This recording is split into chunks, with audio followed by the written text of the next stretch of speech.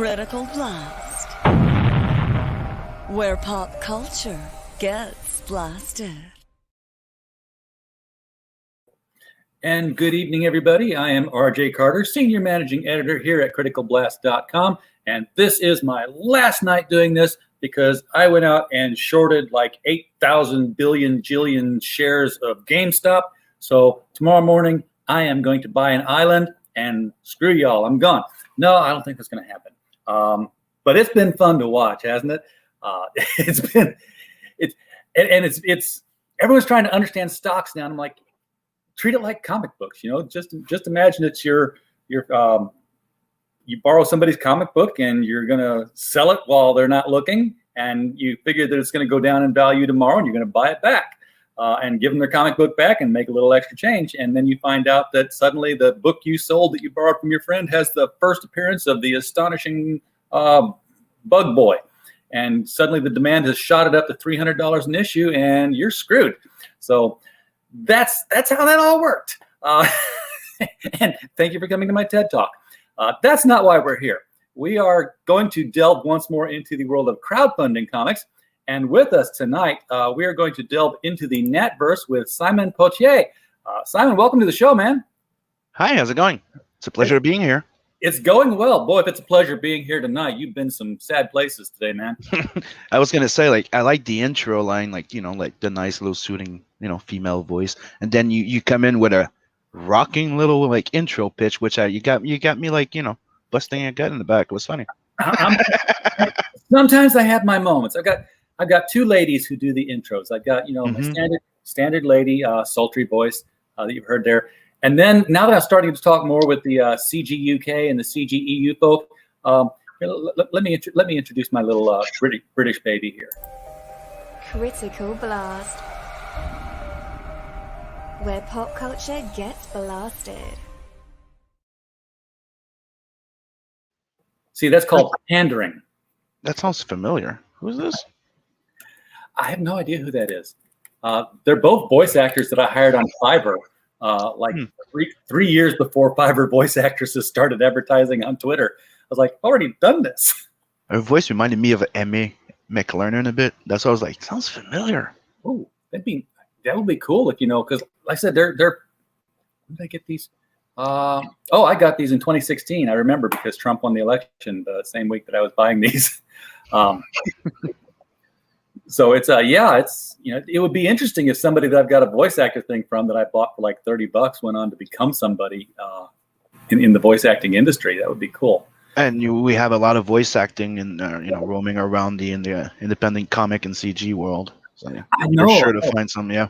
And we've got some who don't even know they're voice actors yet, but they're going to break out and become that. Like Red Gaze didn't know he was going to be the voice of videos. Yes, exactly. And have you listened to anything John Dillard does? Yeah. John Dillard sounds like he's doing the morning drive. And it's just him talking. So I was telling him this on the show, and his wife was in the chat. And before we were done, his wife was in the back looking for part-time voice actor jobs. Get him to do stuff. Well, you also have the crew of Graded Point 5 that does voice acting. There's a whole bunch of people. Yeah, there are. I mean, the one thing that crowdfunding and Comicsgate has brought out is that we've got a talented community of people that just, you know, have been ignored, or they've either been ignored by the big two, or they just didn't even know they had it in themselves to be as capable and more. A while back, like in the 90s, like that's one of the reasons why the big guys left Marvel to start Image, is the fact that Marvel had a problem with the fact that if they changed an artist, the entire title would die. Like people, you know, that let's just say creators, right? Either writer or artist, whatever the superstar was driving the sales and not the IP. So they started trying to kind of like. That's why you would have like Jim Lee coming in for 3 issues on something, then replaced by somebody else, and this and that, and then they weren't happy, and they would tell people like me knocking at the door over there, We don't want superstars like or Jim people. We want to go back to a more like household style. Like back in when everybody had to draw the same, the Buscema style. Sure. Or if you're over at DC, they want everybody to draw the Infantino Giordano apparel. Yes. Mm-hmm. Yeah, that would make a sense, but boy, they lost out though. And the thing is, I was not a huge Image fan. It looked gorgeous. I mean, I bought some of the books, but I was like, they took every artist over there and didn't take a damn writer with them at all, because they had Chris Claremont there for a while going around.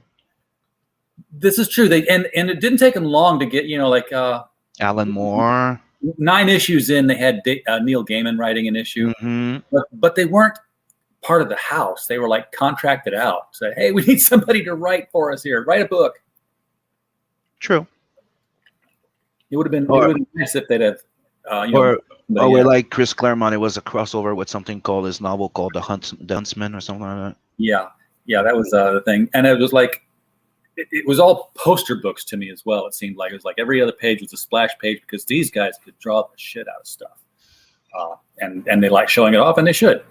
And the fact that Image is still around, in sort of a different kind of a sense, I guess it's more of a publishing imprint than it is an actual house now. But I think Image fell to the same thing as before. It's like when they first started. They all were a bit fresh. The idea, like the first Cyberforce, the Wildcats, Youngblood, they all had their own little thing. But then they all get gone into, that works. Let's all do that. That works. Let's all do that. Like the most thriving years of cinema, the reason why we have Star Wars and all those great freaking movies is because it was more experimental. Like movies don't have to be all the same. Like an action movie doesn't have to have the best freaking written story in it, as long as the action is good. There's some movies that are made for eye candy. Some movies are made for dialogues. When you're going to say Quentin Tarantino, you're gonna get those quirky, weird dialogues that can be very intense, right? Exactly. So you need a bit of everything. I just think that people are complaining. Oh, the mainstream are doing cookie doughs. Yeah, but don't force people into doing cookie dough cut neither. And that's one of the things that some people get scared, I think. Like the blockbuster effect, they call it, I think. You saw that a lot in early Image too, because like the Rob Liefeld teen book was like, oh, this is super successful. Let's make another teen. Well, yep. It's one thing to sit down and say, I'm going to work out a team. It's going to have this kind of a person and that kind of person. But they did it so quickly that they're like, well, we need 2 babes, a guy with a sword, a guy with a metal arm, and a rock. But just look at Brian Pulido. He's been living on one of those things for years now. Yeah. Every issue's a number one. Every issue's a number one. This is true. That's one of the oldest tropes that there is in comics, right? Number one sells. Number one always sells. It's always the first issue. I wonder if Brian regrets selling Evil Ernie to Dynamite. Evil Ernie was. Why. Well, I mean, because he's making so much money now on Lady Death with crowdfunding, and he doesn't have the Evil Ernie franchise to work with as well. Oh, you did say that he regrets it. Okay. But I wonder why you didn't buy it by them. It's not like they're doing something with it.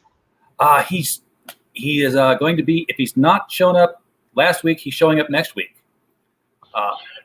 And spoiler alert for everybody watching.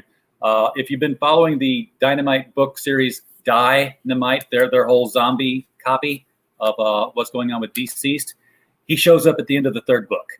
He's been a driving force in the whole thing. So, so that's where you'll see Evil Ernie warning. Damn it! Sorry. So Pulido won't get him back. Damn it! Yeah. There you. Oh, Dynamite's doing some crazy stuff. I'm going to talk about some of it Saturday. Didn't Pulido just come up with not a copy of the character, but something like similar type not too long ago? A type of evil Ernie-ish character? I was never really into that character anyway. Everybody was Lady Death, and I was like, yeah. Lady Death was another one like that. I'm the same. I never really read Evil Ernie. Like I Lady Death, I did have the first issues of them. I did like She. I still have the copies of the She Grifter and the She Cyblade crossover. Oh, I've got both covers of the She Cyblade, and I've got the She Daredevil. That was a great book. But yeah, I was picking up like Lady. Wow, back in the day, it was like Lady Death, Purgatory, Chastity, Bad Kitty. I had a type. I don't see a pattern at all. No, no, no. Who was the? I can't remember her name now. She was like super skinny, thin, and willowy, and long blonde hair, and she like vampire demons something or other. Dark Child. Oh yeah, that was Liefeld, wasn't it? I don't think it was Life. I thought it was green, but I thought it was Liefeld and Green. But okay, maybe it might have been together. I Maybe wouldn't you're right. remember if it was Liefeld specifically alone, but I gotta look. No, Now, but I know it was Dan. I know Dan Green was on it because I know he kept it going after. Didn't he do like a Kickstarter of a few years back? yeah, He I tried think to he sell did. it for a series. It was supposed to be a series too. It got canceled. Yeah, Randy Queen. Randy Queen. Yeah. That's the guy who was behind it. So, okay, mystery solved. Well, let's quit talking about everybody else's comics for a little bit here, and let's talk about yours. We got Tales from the NATVERSE. I don't know who Nat is, except he's in the middle of this picture here. He must be pretty damn important to have the entire universe named after him. The universe not really named after him. It's just the name of the book. It's just to because the thing is, it all started from an experiment in 2012, right? I was approached by a magazine that was called Zidara 9. That was like a French Quebec version of Heavy Metal magazine, Okay. right? So we were publishing in their short stories. So my idea was like, okay, they heard like the publisher approached me, and I pitched to him the idea that I had in 2009 for a 3D animated project when I was in college, and I wanted to make it as a comic book, and I had the storyboard of the first story, right? So that's how I started. And I'm like, the pitch is easy. Every issue, I'm gonna have a new short story, right? And I'm gonna be introducing random characters. So at the end, you realize that I'm building an entire universe, and then I launch Nat the Merc.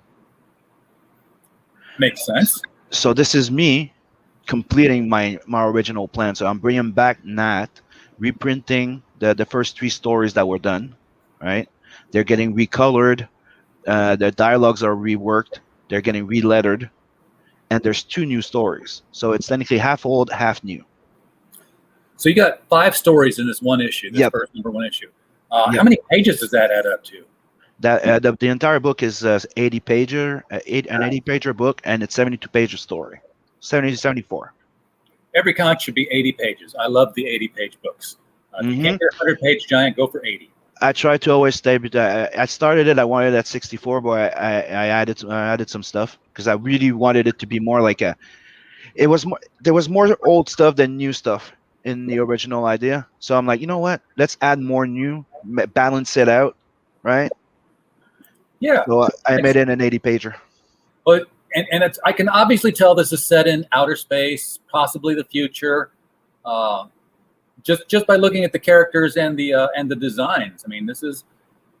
It's somewhere in space, and it's very far from here. All right. Well, I just noticed that this is actually a video, so I'm going to give it the full screen, and we're going to play it out and let people take a look at your work. Oh, and I think you're gonna like the ending. Cool.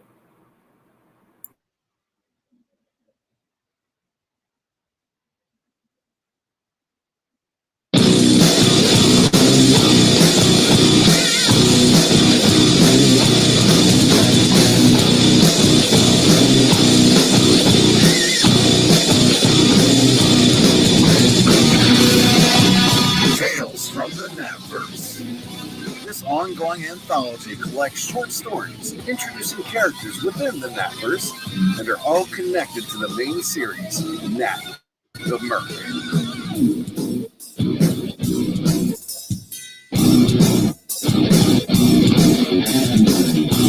This 64-plus page perfect bound anthology series collects short stories introducing Nat Lawani, Rose, Zed, and other characters within the NATVERSE that you get to know and love in this prelude.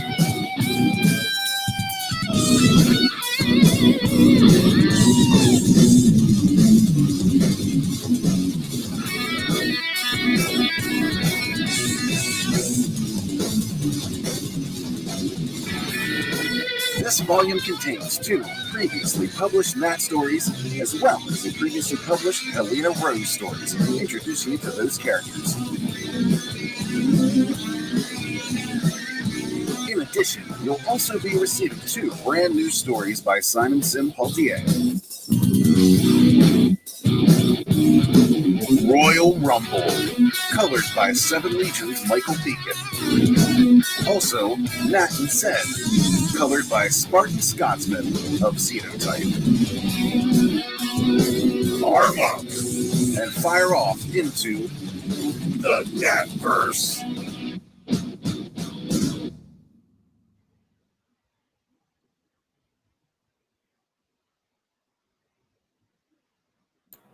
Yeah, I did like that ending very much.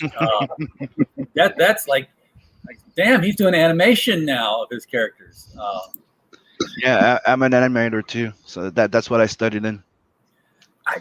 I bet that within the next 2 to 5 years, we're going to start seeing crowdfunded animation of crowdfunded comics projects. My dream, like I'd like to be able to, like, maybe like a year, like I have a lot of work, right? Like drawing those comics takes a lot of time, and I like to do animation a bit on the side, right? And I would love to be able to eventually have a fully animated intro, like an anime series. Imagine, it opens up with the logo, you see the characters running, a few stills, the ships, You have a song that doesn't rhyme. Yeah, but that would take me probably a month or 2 to work. Just that. But I like that all the characters are unique to themselves. There's no, and I'm not looking at, not only are they unique to themselves in the group, but I'm looking at them and I'm not saying anything about any of them reminds me of, oh, you've got yourself a Fairchild here, or you've got yourself a long shot there. They don't look like any other characters that are out there right now. Jesus, cool. That's an awesome compliment. Thanks. Now that I've done that, I'm going to tell you who they remind me of. Go ahead. I'm getting a big Lobo vibe off of Nat. I don't know if it's just because he's a merc and Lobo's a merc. I thought that was a chest tattoo for a while, but it became clear in the video that that's actually how he shaves his chest hair. That's some commitment. He doesn't even shave it. It just grows that way. Yep. Oh, lucky bastard. He had to get the belt buckle customized though. So let's just say that one of the reasons why you get those vibes, it's because I'm a big fan of Lobo, Judge Dredd, Meta Baron. Yeah. So all of that is in that. Very, very cool. So that's why you get that vibe from him. That's for sure. From Zed, I'm getting this is a series you've probably never seen before, but I've actually had the writer on talking before. The Aristocratic Extraterrestrial Time-Traveling Thieves. Or the X-Thieves, as they became known. Yeah, there was Fred and Bianca. Fred was a little wiry alien, but he had more of a horse-shaped face, and Bianca was just very sexy woman. My reasoning behind Zed is a mix of Gizmo and Alf. Oh, cool! Yeah, that's where the idea came from. Yeah. So you're talking about Gizmo, the gremlin, yeah. Yeah, the Mogwai. Yeah. Okay. Rose, feeling a little bit of baby doll off of her, but only because of the giant ponies that she's sporting there. Not the best to wear if you're a space pirate, because it gives people something to grab and hold you down. But you shoot from a distance, they don't get close enough, right? Mm-hmm. And she also has a type of energy Shayoken that she can throw. Oh, cool. Okay, and she's wearing a lot of skulls because she is a space pirate. She's the queen of the pirates in there, yeah. You get the story where she goes from where she claims the title. That's the story in there. Got it. Elrica looks like she's from like the Kree planet of Red Sonja. Yeah, you could say that. She comes from a planet. She's the queen of the planet called Seltonia. Okay, because she got the red hair, but and the sword, but she got the blue skin. Mm-hmm. And then there's Bob. Just Bob. I like that. Yeah, Bob. Yep. There's all these alien names. Then Bob. Is he robot? He's a full-on android. Yep. Oh, cool. I thought he looked like. And he's technically the one. He's an assassin droid that used to be programmed and worked for the Federation, right? Scud. That's why he looks a bit of a ninja-ish type of look, right? Yes. And he was sent to eliminate the one that created Nat, but ended up becoming his protector and his father. Have you ever read Scud, the Disposable Assassin? No, but I know of it. Okay. For those in the chat who don't know of it, Scud was a vending machine assassin robot. You put the money in, you told it who to kill, and it would just self-destruct upon finishing its goal. Well, Scud found his target in the first issue, shot him to near death, and was just closing in for the kill when he looked back in the mirror and saw the label on his own back that said, "Unit will self-destruct upon completion of mission," and decided he didn't want that.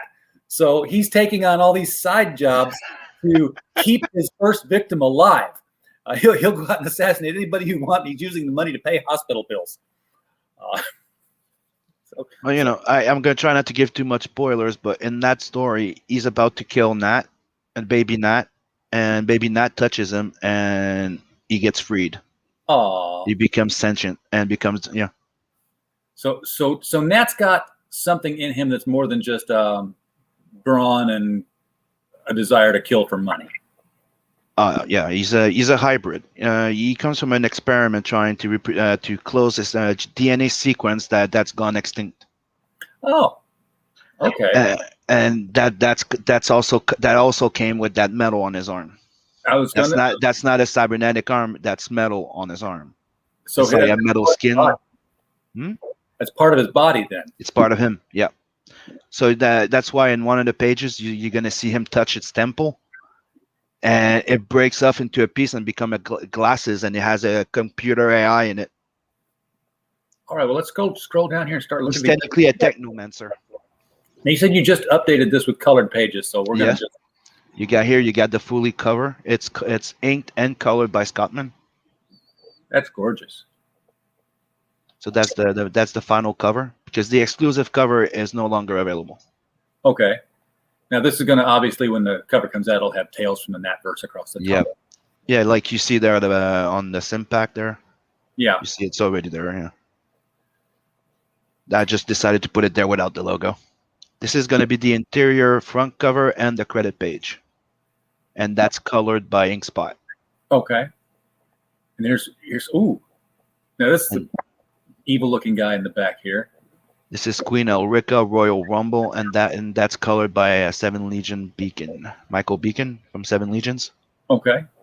So that's the story of that one is every 100 years, the royalties or the representative of the royalties of each planet of a system, one of the system. It's not there's multiple system. It's a really big universe.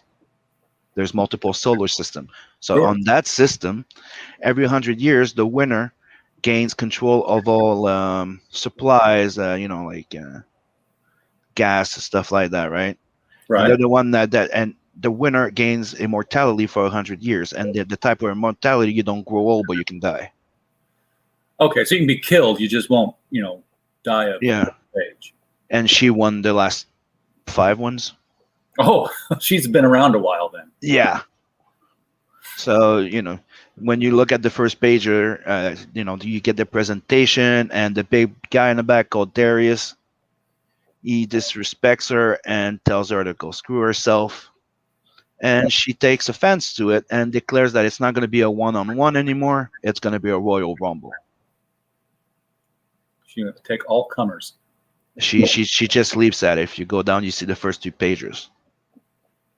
I'm trying to go slow here because this is the first time people are seeing them in color. No problem. in the chat here. As, Yep, as you can that's see, a the nice universal little. symbol. Right there. I don't care what planet you're from. That finger always means the same thing. Yep. Peace among worlds. Is that it? Live long and prosper. And she says, "Screws that," and she decides to take them all on at the same time. And the first one goes, "What the hell did you do, guy?" Now, how much effort did you, as the writer, put into designing your aliens, or did you just, say, "Hey, I need this guy to look like this," but all the other aliens are up to you, artist? But I'm the artist, so I go in. Well, never mind. Dumb question.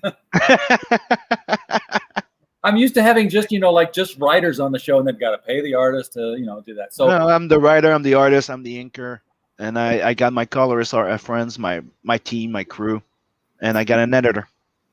man, it's great when you can do the whole thing yourself, because you don't have to go into the whole paying an artist up front and then trying to make it back.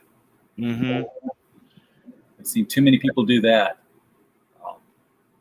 And this is the cover for the Nat and Zed story. This is the 20-page book. No, 19 page of story. That one. Oh, that's a full size comic. Yeah, that one's a full size comic. Yep. And that one's colored by Scottman from Xenotype, and he's really nailing it. He wants to bring, like, he's trying to do that because he knows that I really like anime. Like, we're both fans of anime. Like, we spend hours doing on Discord in our studio watching anime and just drawing, right? Working. Right. And he's like, dude, I want to give it that anime vibe to it, but boosted. Because we're both big fans of heavy metal, right? And we want those popping colors, but we want it to look like it's animated. And I think it works. It does work. And now the skull front on the motorcycle here, that just screams Lobo again. Yeah, that's a wink at Lobo. You have Alf there. That's a wink. Alf is there drunk with Cat Chow. I see him in the corner now. Yeah. Yeah. You have the Thundercats. If you look at the background, dude, you have the Futurama ship. You have the cab from the Fifth Element. You have an X-wing. You have the Captain Harlock. You have the 2000 Space Odyssey. You have R2D2. You have Bender hidden there next to the TARDIS. Man, you have a ton of stuff. Yeah. Just Easter eggs. Yeah, that page is just Easter eggs. Like the first time I penciled it like a while back, because this is all re-inked, right? I reworked all the thing. The first time I shared it in 2016, I was doing a survey, not a survey, a contest. Pick as many as there do. There's like 100. If you look at it, there's like at the bottom on the ground there, you're gonna see there's the Captain Harlock gun. You have the Blade Runner gun. Have I passed it yet, or? No, it's go up. It was right there on the ground. Oh, on the same panel as before. If you look on the ground next to Alf. Oh, okay, down here. I was still looking up. You're gonna see the gun from Blade Runner. You're gonna see the Captain Harlock's sword gun.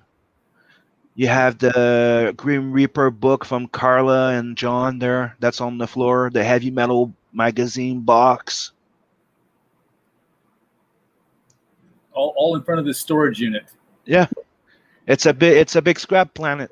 So I'm having fun. Those boxes are from what's the name of the game again? Borderlands. Okay. Right. And And you got Zed here working underneath underneath the machine. And that's what he says, because he goes, "Yeah, I'm finishing work on some albino dumbass there." He's reminding me of somebody else, and I can't think of his name, because he had one of these stupid names, and it was one of these 2000 AD characters. It'll come to me someday. Zed reminds you of him? Yeah, Zed does. It was some British comic. Oh, dude, I love 2080. So you're in. And this is them at smoking a reefer, relaxing, reading comics. And here he's doing exactly what you said. He touches his temple. Yeah, and then he has the the glasses start shaping up, and the next page you're gonna see he has a UI. You can communicate with his dad. He has a UI interface. So can he? So that just kind of flowed off of his arm to form Mhm. glasses. I'm going to guess he can do more things with that. Yep. You can see it turns into claws, as you saw in the trailer. Right. You can hack anything he touches with it. Oh, so it's not just metal. It's No, he's a technomancer. aha. So he can talk to computers. Like, I'm not gonna say everything that he can do and what it's all about, but yeah, it's. And let's just say that nobody that thing, it's hard as hell, can cut pretty much through all type of metal, right? Adamantium. Yeah. Not really. It's a 4-dimensional metal. Oh, damn. That opens up a whole new kind of storytelling. So nothing can scan it, cannot be traced, and then it also secretes an energy that he uses to fuel his ship that makes everything that he uses untraceable and trackable. Gotcha. So let's just say you would try to X-ray him, you wouldn't see the metal arm. Sweet. So he wears a glove and a jacket, slips right through. Oh, hell no. Tell me you didn't get this. Yes, 11 by 17, ink washed. So where does this fall into the book? Because we didn't even look at the tiers yet. Is this something that's being sold or being That's printed? something that's been sold, and it's something that gets unlocked at 10K. Everybody gets a print of it, the comic book style and cardstock. The Ex Libris style, like thick cardstock. Yeah, glossy and everything. Gorgeous. Oh, you got some 6 a.m. stickers here. Yeah, right now we have 3 on lock. They were unlocking at 5. I think it was 5,000, something like that. Now we at 7,500. We're unlocking the 3 other ones, the girls. Right now it's the 3 guys.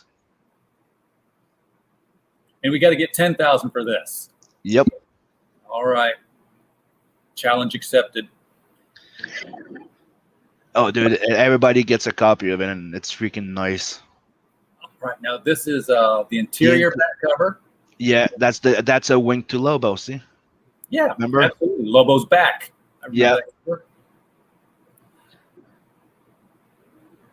And what is this? Okay, you've got a. This is a painted cover. That's I'm doing the pencils, right? And Inkspot's doing paint over my pencils, mixing. And this is the cover for number 2. For number 2, but it's also unlocked to be one of those Ex Libris. So you get it with the book. If you back the book, it's already unlocked to come with it. Right now, if you go back the book right now, just the regular physical book, right? You get the book, you get 2 prints, right? You get a print of that. You get the print of the Royal Rumble cover, the Ex Libris.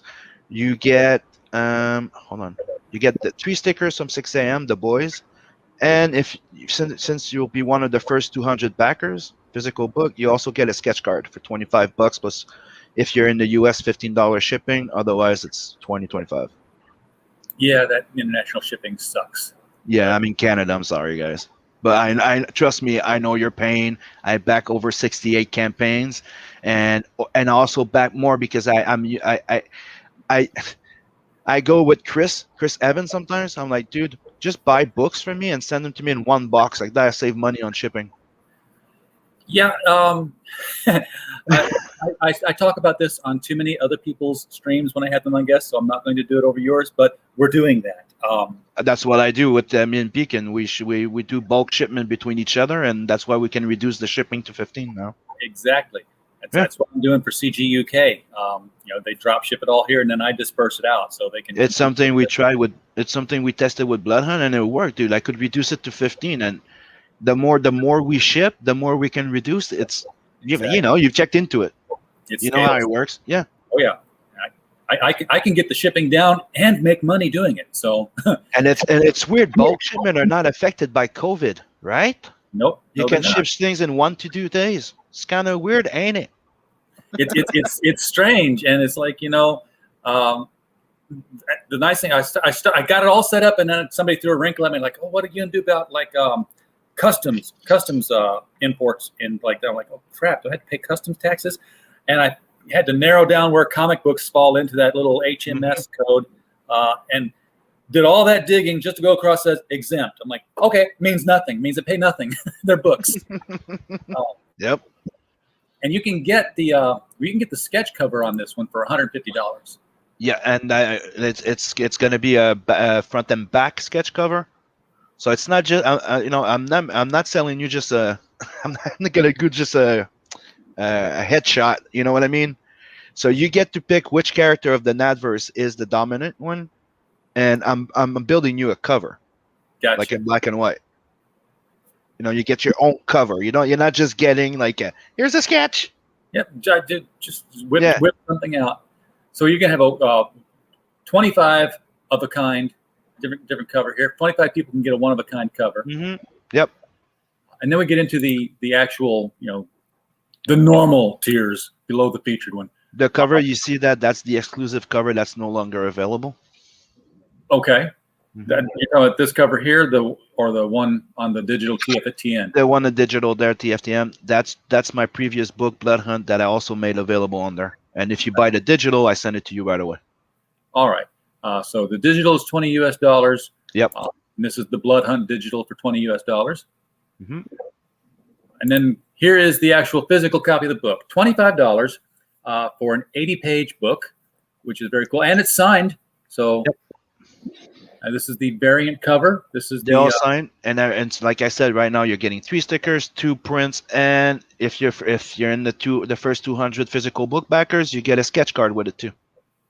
That's a lot. That's a lot to get for $25. And here's the beautiful colored cover that's going to be slapped on the front of that thing. And that unlocks at 200 backers.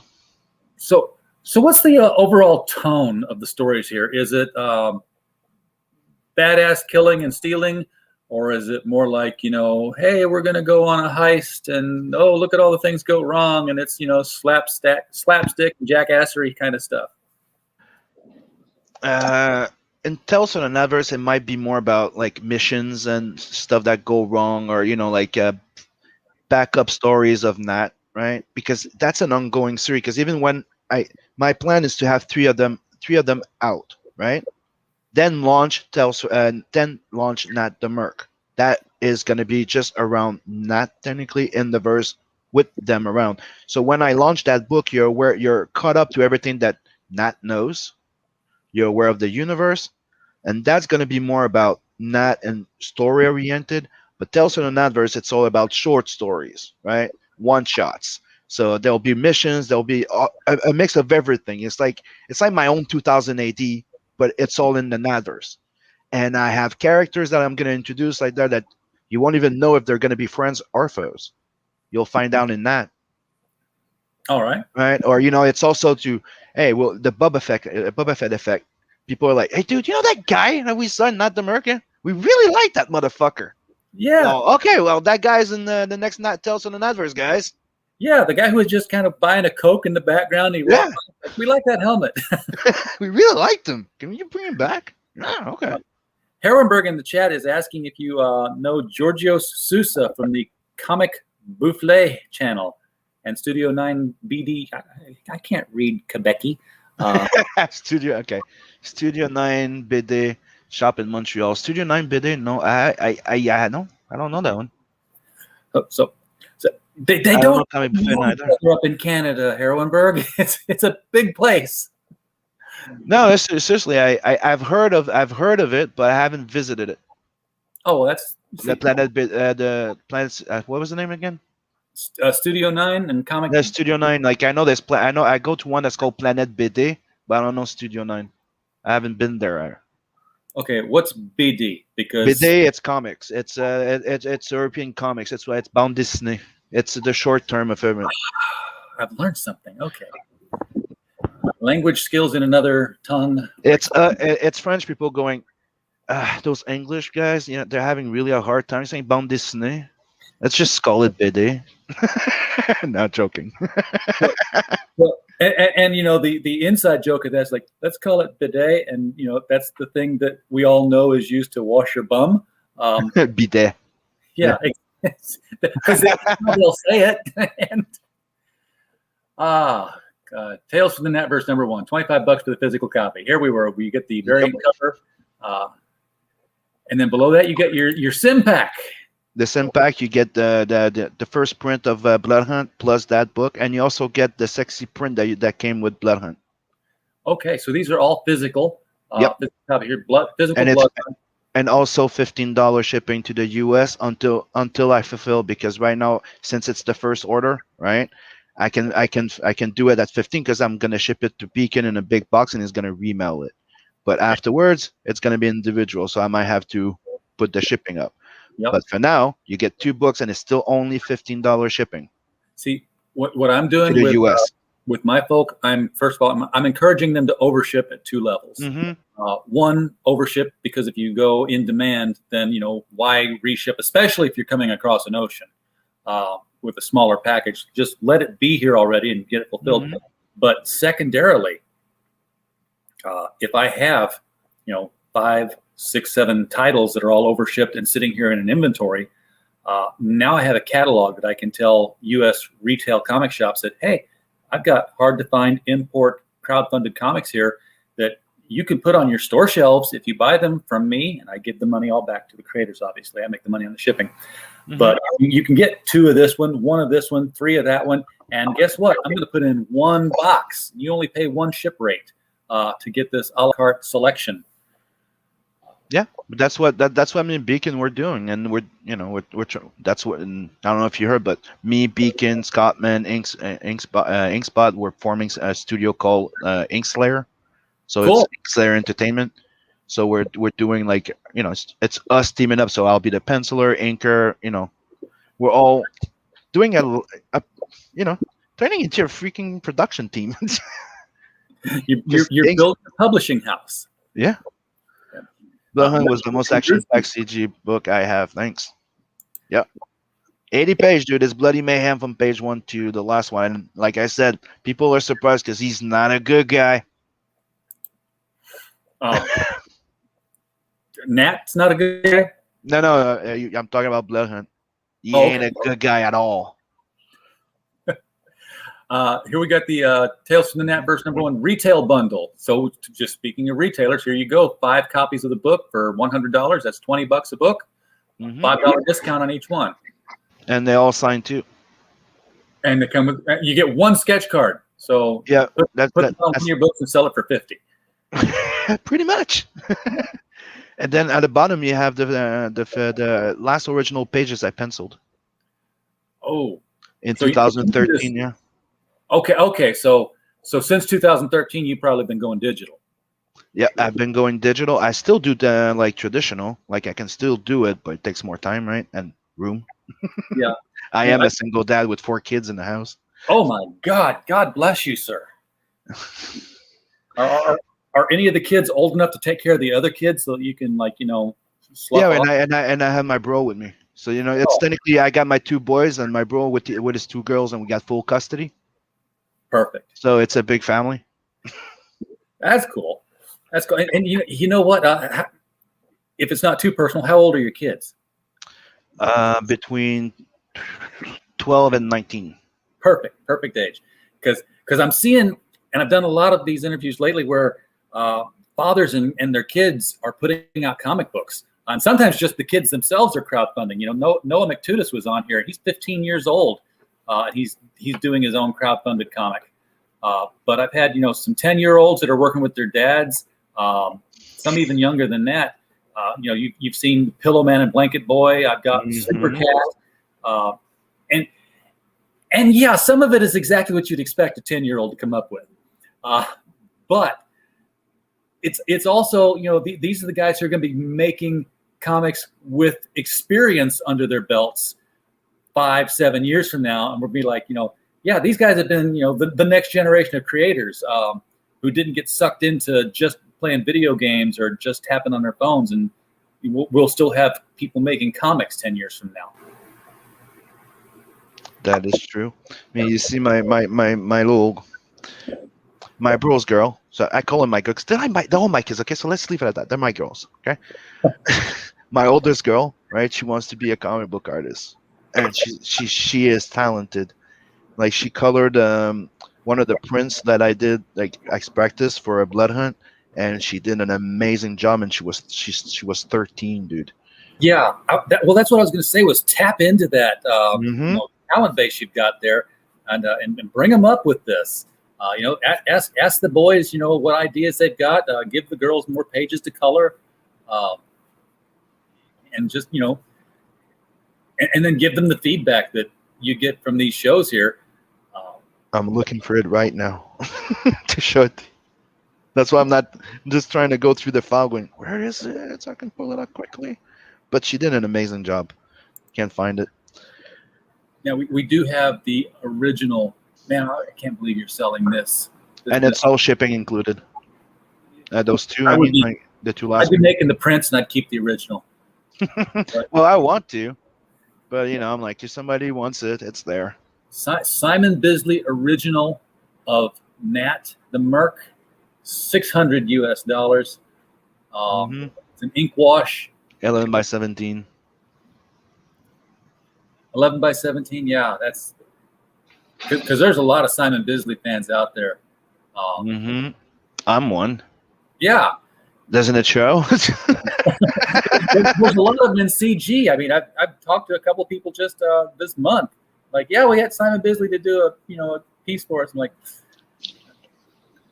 in fact, I've seen enough Simon Bisley that I'm wondering if he's going to come out and crowdfund something, and I wonder if it'll be CG when he does it.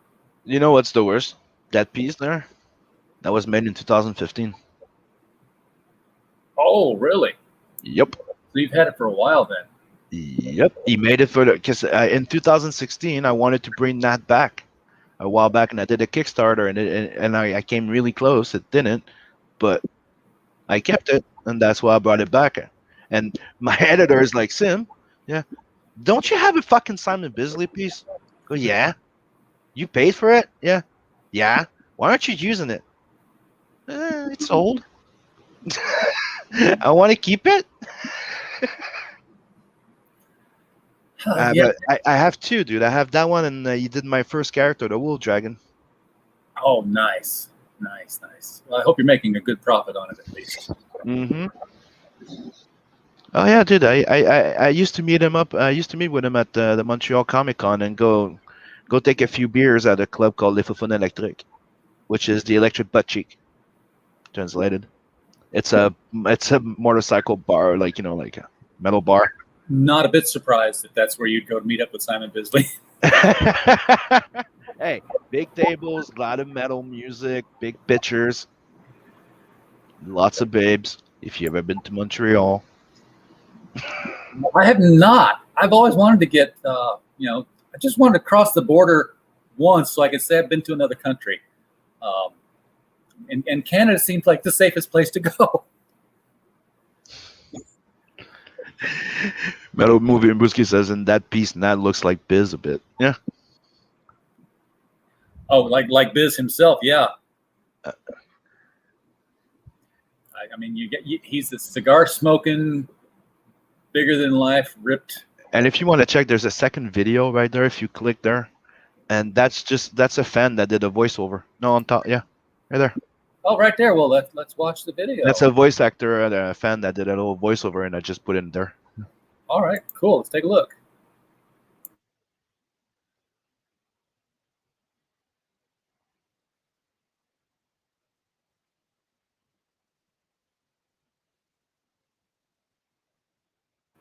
Eventually.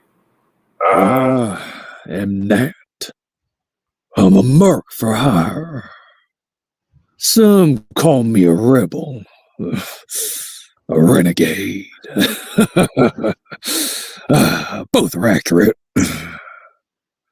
I was literally created in an experiment by aliens known as the engineers. I've been living the life of an outlaw since birth.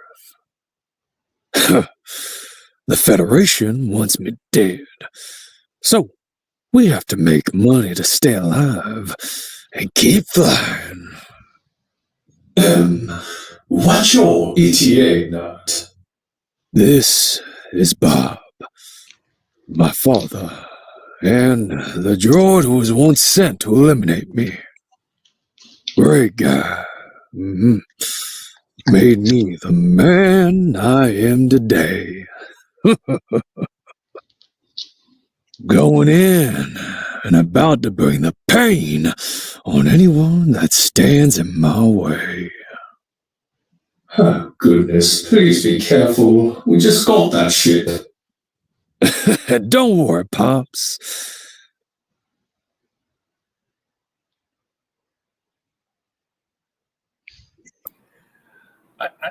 I was waiting for him to order a mint julep. Like, not exactly what I would imagine him to sound like. Like, you made him sound a bit too ruggish, or But I thought it was really cool. And you just sent me like, do you have a line like for that, like a few lines, and I could, yeah, here's the line from that panel, right? Yeah. And it was like And he improvised the last one, the one with the new ship. I'm like, dude, the weird thing is it actually accurate because he just got that ship. very, very cool.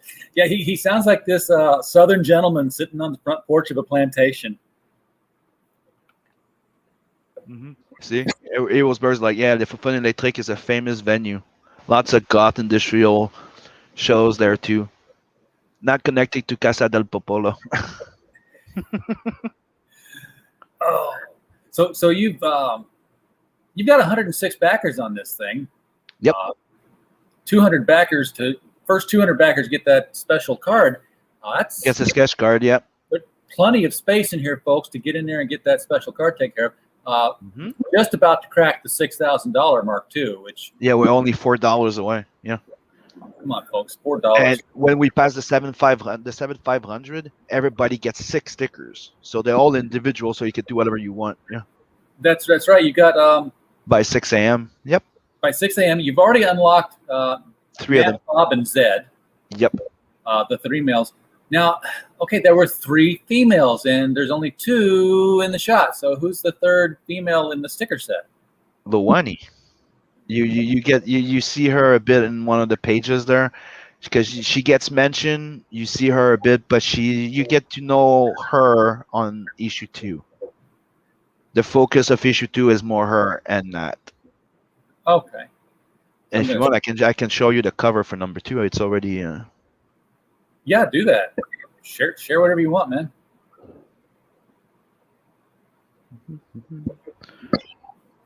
Here's the cover for number 2. Share screen. Boom.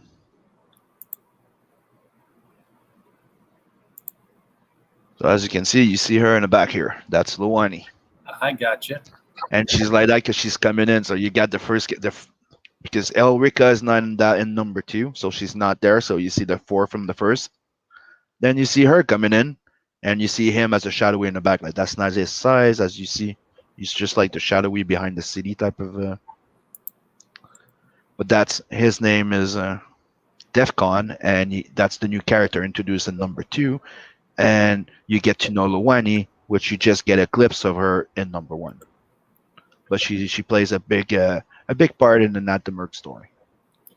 So you're wanting to at one point here put out a Nat the Merc book. It's just Nat. Yep. How long into the how many tales of the NATVERSE do you think you're going to release before you get to that point? 3. So they're going to be 3 total books, probably 80 pages each one. Yep, exactly. 80 pages each. That's between 64 to 80 pages each. I want to keep it around like a 5 story in each, right? Right now, what's planned is in the 3rd one, you'll get to get a glimpse of the Nat when he was younger. You'll get to know his youth, and that's what I want to do. Is I want to set you up to get you introducing a whole bunch of characters into that universe so you get the feel that there's a living, breathing universe around them.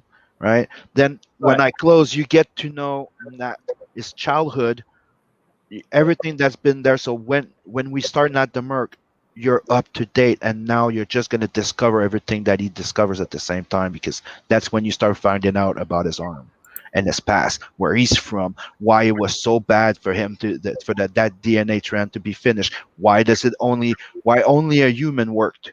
Why only the human DNA succeeded into recreating it, and all the other ones were failures? What happened? All of this. And one thing that I haven't said, it's a big universe. There's a federation. You know Warhammer 40K? Yeah, Oh, I'm yeah. a big fan. So there's There's gonna be, everything in there. There's the Chaos Chaser. There's the Rebels. You have the Federation. There's a whole bunch of things. There's Xenos. There's a demon dimension, multi-dimensional. Like I said, a 4-dimensional metal opens a lot of things. I even have a team in there called the Skullbusters that I'll be introducing to. If you want, hold on, I'll pull them out. I already have the cover. Here's our Skullbusters.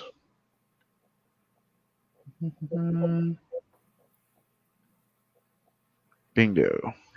sounds like a triumphant trilogy. Yes.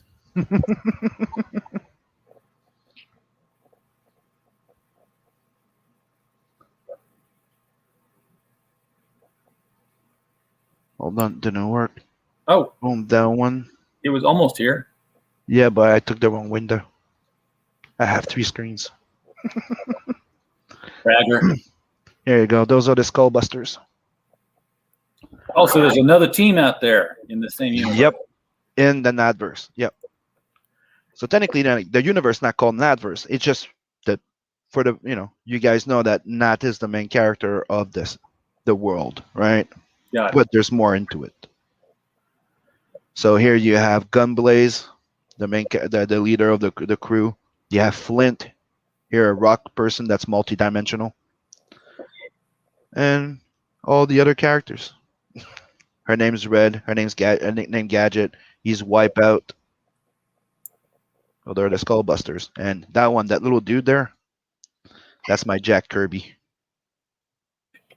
That's why he looks like a mix of Darkseid and Ben Grimm. Yeah. He's my Jack Kirby.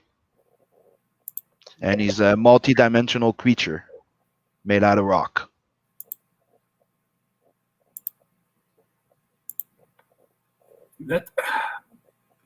So you're building not just Nat's world. You're building this entire world of comic books. Yeah.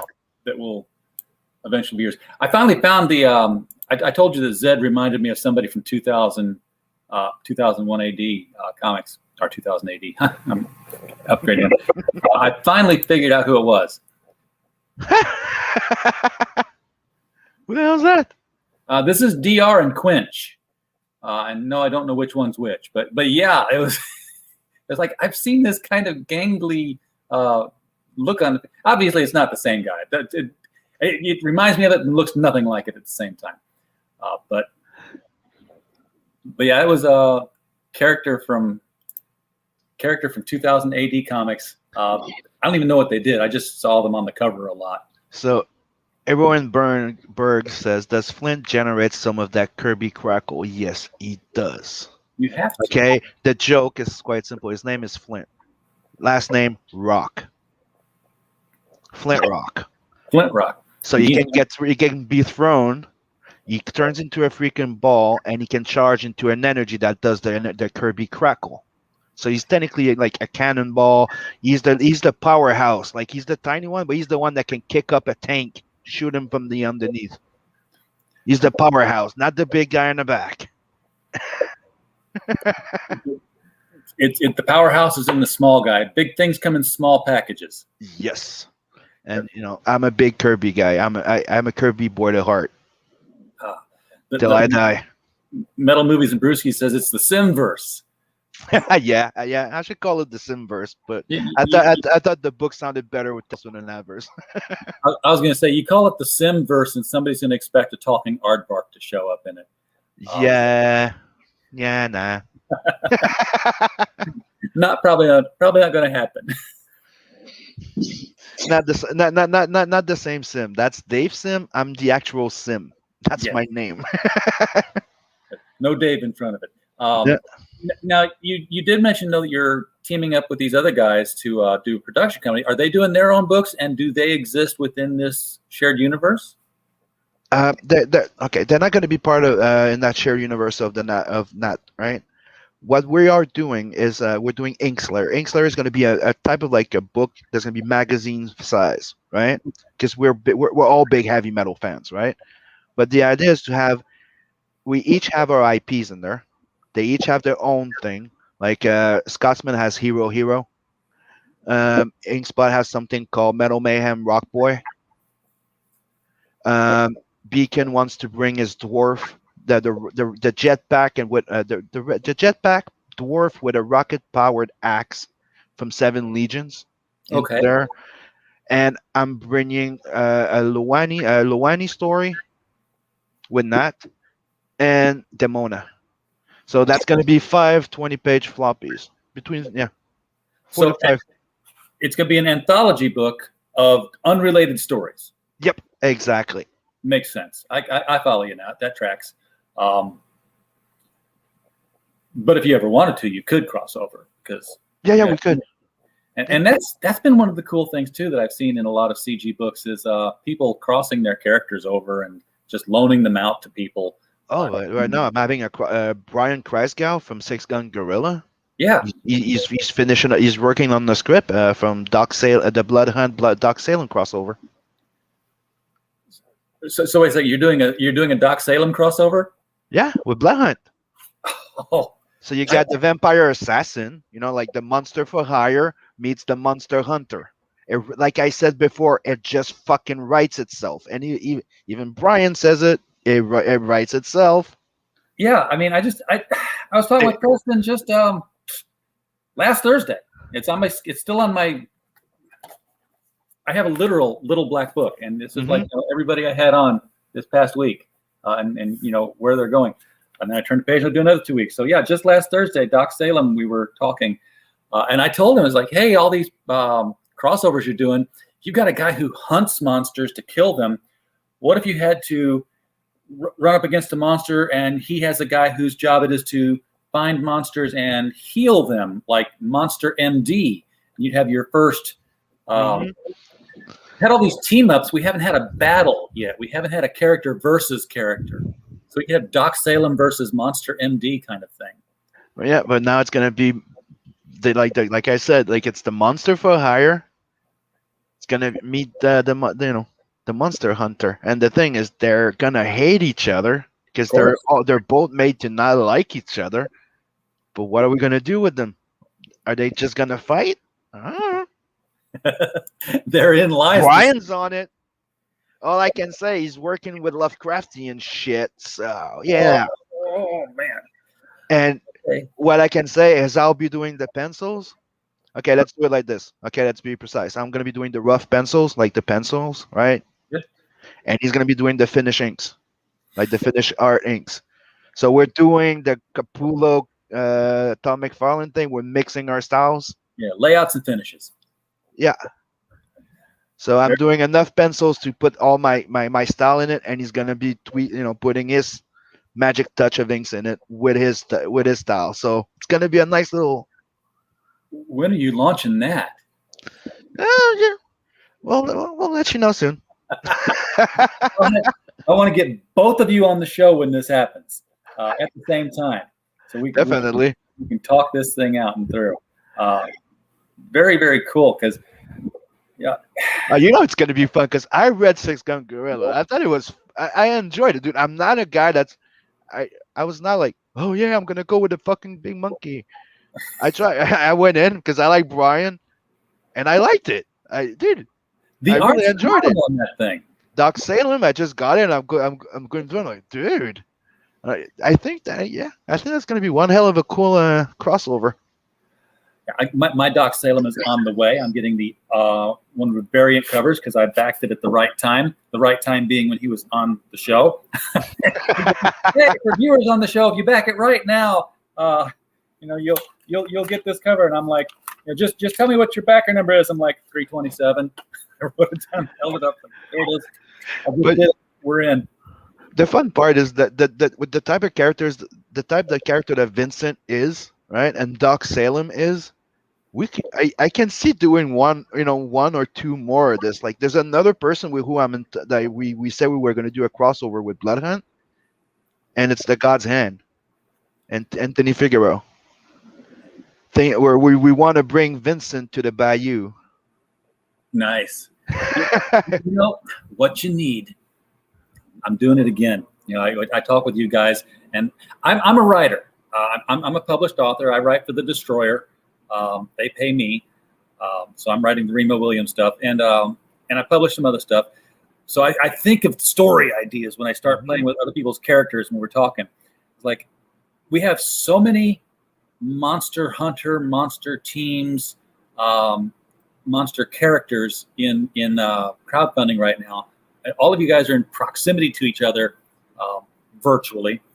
So if somebody could just come up with one overarching story and say, yes, I need all 12 of your characters for this 12-issue series, and you're going to publish this one, and you're going to crowdfund this one, and you're going to crowdfund the next one, but they're all going to be continuing chapters of one 12-issue maxi series, and they'll all be written by the same guy, so that there's continuity between all of them. All you got to do is just draw them and publish them and make your money. Maybe something like 5 years down the road, we'll see something like that. It was such Wild West rules 2-3 years ago when all this started. And I think that now that it's the dust is starting to settle, people are working together on stuff. So this is not too far out of the realm of possibility. Yeah, but it's also how I created my universe. When you think about it, it's like you start writing a story, right? Yeah. Then you're like, you create those characters that are around that character. Then you're like, I have this IP. Oh, I have this story. I have this story. I have this story. Yeah, I could do this with a cyborg girl. Oh, this. And I'm like, Let's just put everything together. Yeah. Let's just start something in Graveyard Shift and move it into Doc Salem and carry it from there to Monster MD and then jump into Tales from the or Blood Hunt. You put hints and then you lead it, and take it over into War Party where everybody's turning into werewolves and stuff. You'd have one big supernatural element that's just shifting around from place to place. And the only problem why a lot of people are iffy doing crossovers that are technically canon or very much encrusted in the story or something. Oh yeah, it's because of what happened with Image. Yep. Angela, the big guy that there were 6 creating that some people can't use them anymore. Overkill, Chapel, this, that, blah blah. Oh yeah, There's so many crossover like the Cerberus, not Cerberus. Like, who's the creator? Well, that's just it. You guys have already created your thing. So I mean, the only thing that would be created, I guess, for a story that's a crossover would be the common threat. So you'd have somebody would have created the bad guy and say, okay, you're going to use it, and you're going to use it, and it'll just float through all your books. Won't have his own book or her own book, so no one would ever use her again because we'll kill her. We'll just do that. I already assigned her a gender and a death. I don't even know what the story is, man. but I know she's female, and I know she's going to buy it. So there's no worries about anybody reusing her again. It's one of the things, like, a lot of people get shocked when I start a story. I usually know how it starts and how it ends. I don't know how the hell's gonna happen in between. I figure it out. Yep. It's or sometimes it's like you have 2-3 scenes in your head. This needs to happen. This needs to happen. And okay. Yeah, that's how I write, man. It's like I open. I know how it's gonna open up. I know exactly how we're gonna end it. Somewhere in between, a miracle happens. But somebody asked me, goes, that doesn't make sense. You're going to make a mess. I'm going, no, it's the opposite. Knowing where you're going, you're starting from, and knowing your point of destination allows you to follow a nice little thread and even plant seeds along the way. Going, how it ends, so she's going to need that hammer, right?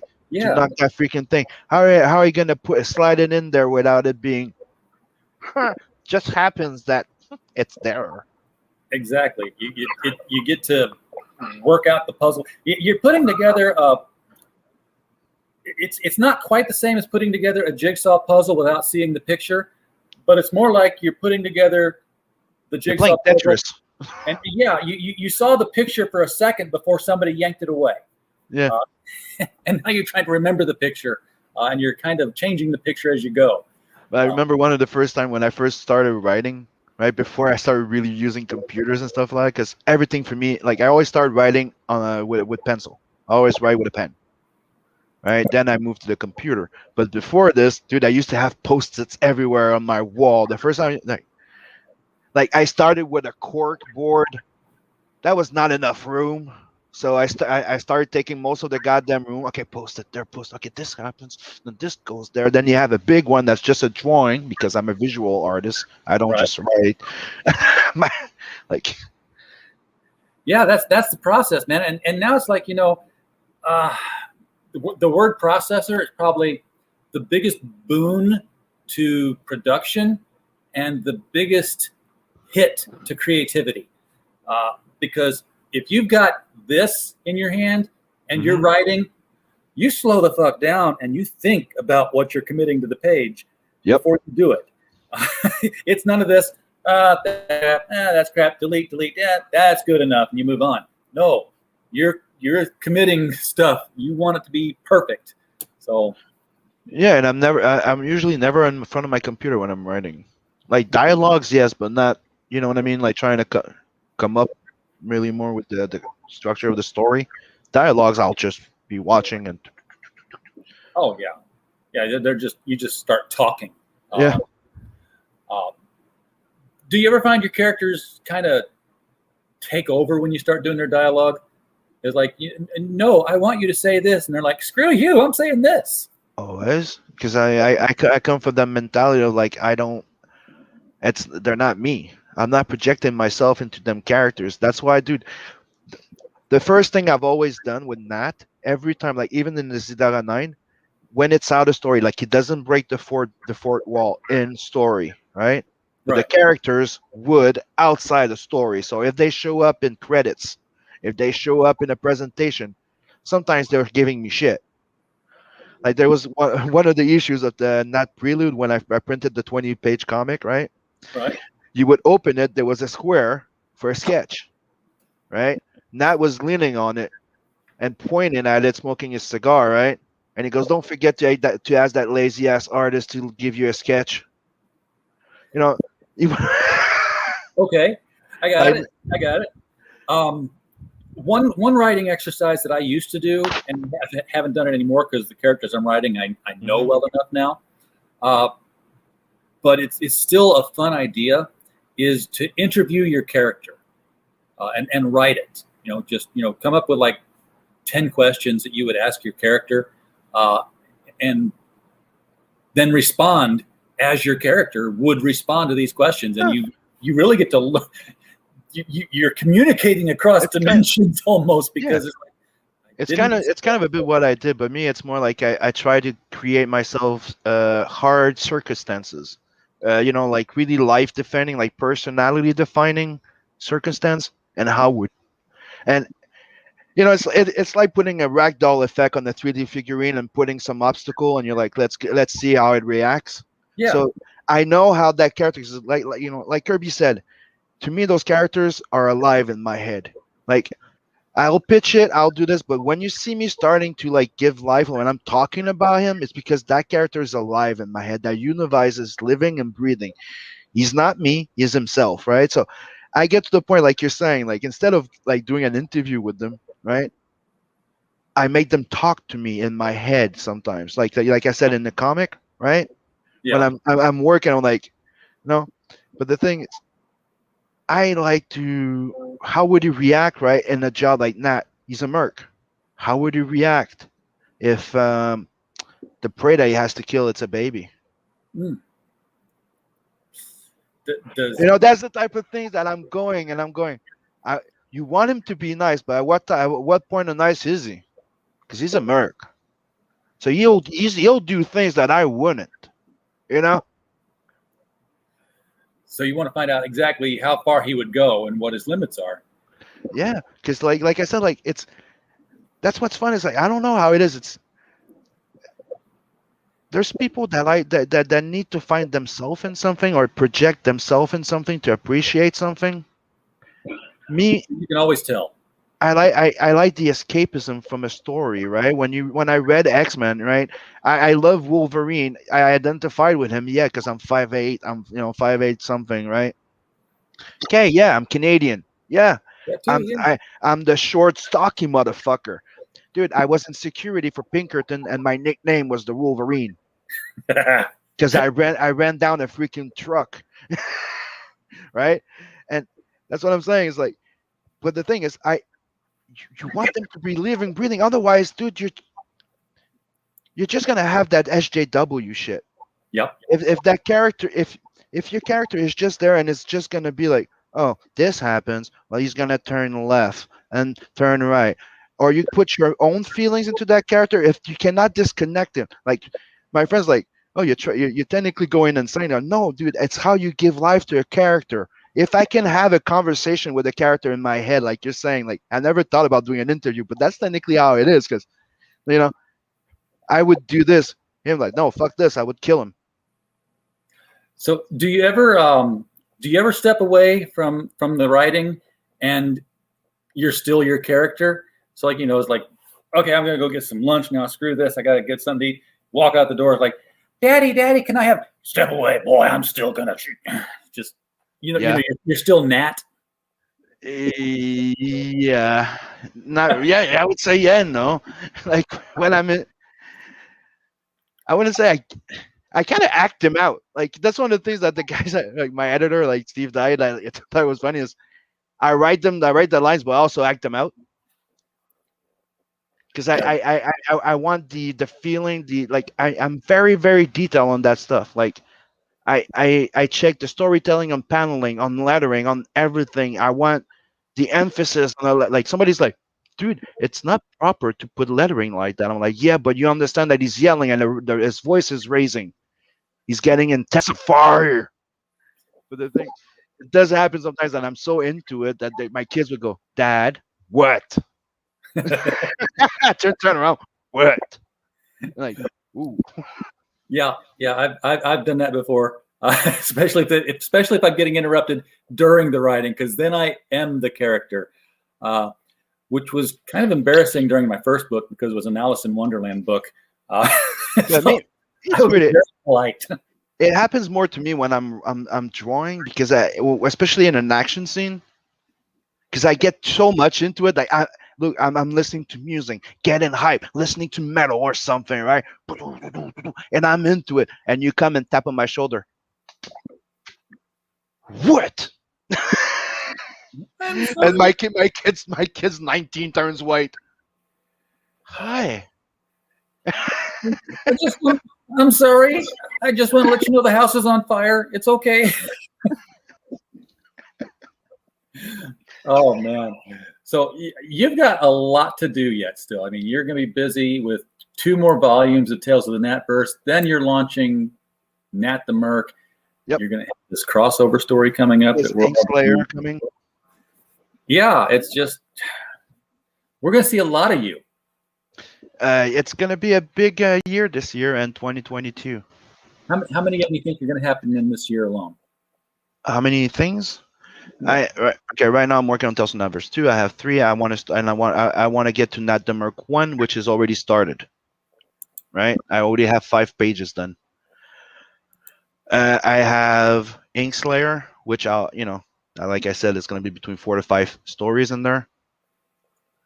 And I also have something that's on the slow burner called what's the name again? Hellzone, which is a one-shot. Imagine a crossover between.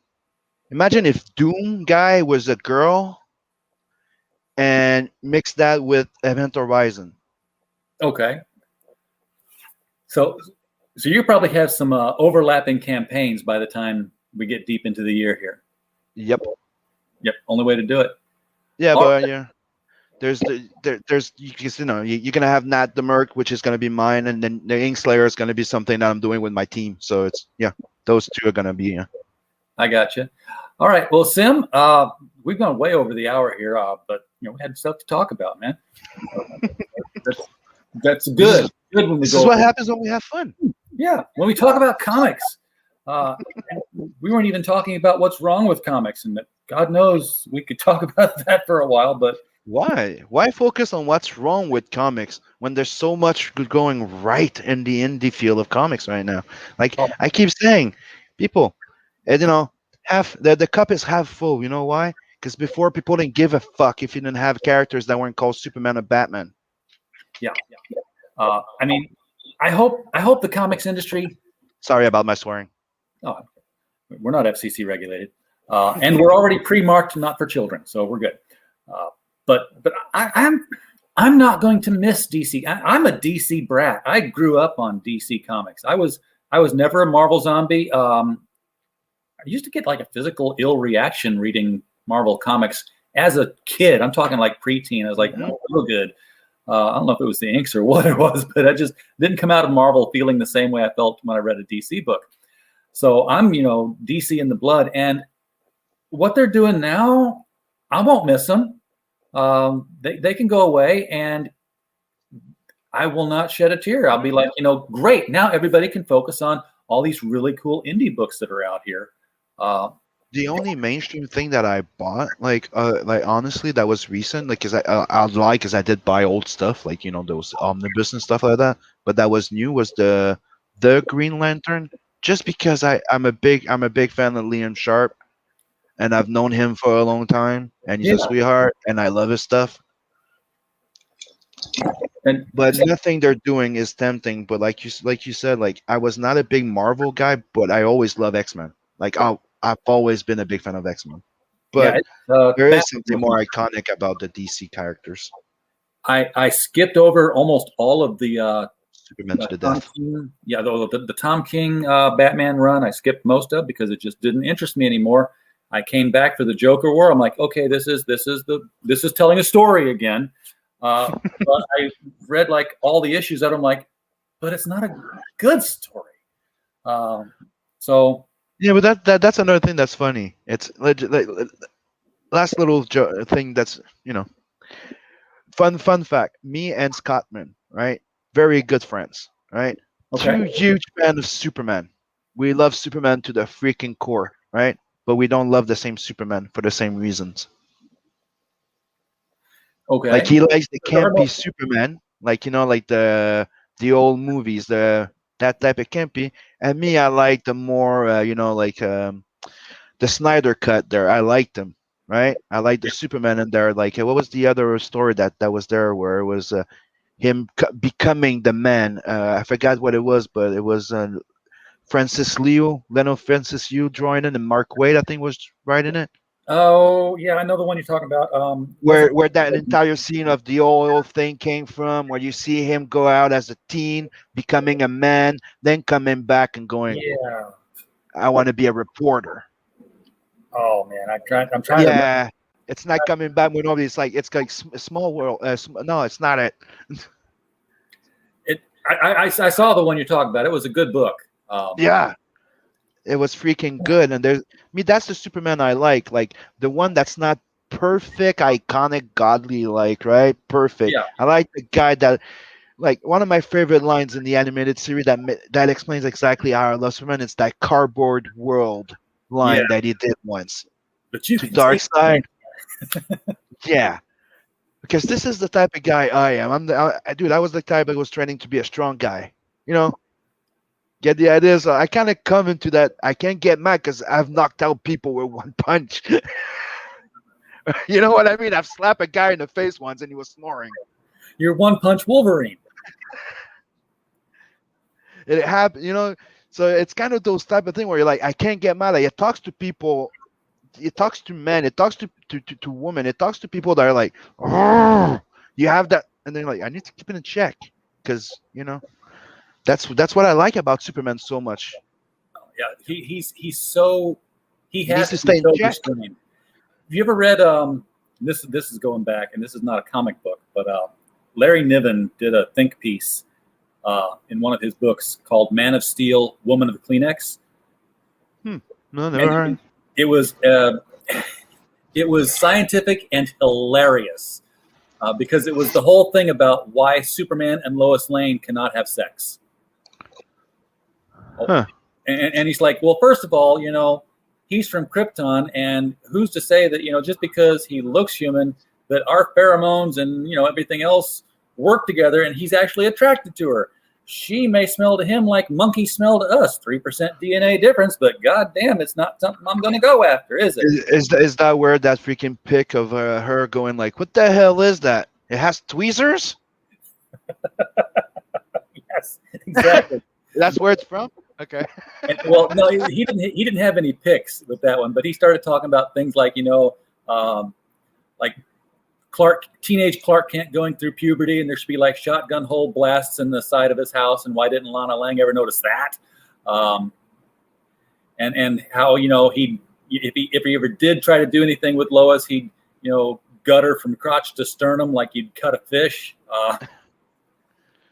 And then he got really weird with like red kryptonite and stuff like that. He's like, what if let's just say that the sperm attacked the egg like they're supposed to, and they're Kryptonian sperm, so they're like shooting out of her belly all over the place. Funniest eggs. One of the funniest one that was addressed in Hancock. Remember that one? He pushes her over because the sperm shoots out like bullets and does holes in the top of his tank. Ting, ting, ting, ting, ting, ting. Yep. That was lifted directly from Man of Steel, Woman of Kleenex. Yeah. Gut her from crotch to sternum and blow the top of her head off. That's pretty much it. And then he had, all the other sperm would just like separate, and then they'd fly around. They'd get down to like one each, but fly all over Metropolis, and there'd be like 1 million paternity suits being launched because they would all find eggs and fertilize them, and Superman would be the father of all these babies that he didn't even have sex with the women. Okay, so we're coming up with a new story now. Yeah. I don't even know this woman. DNA says it's your kid. Damn it. Superman just got #me3.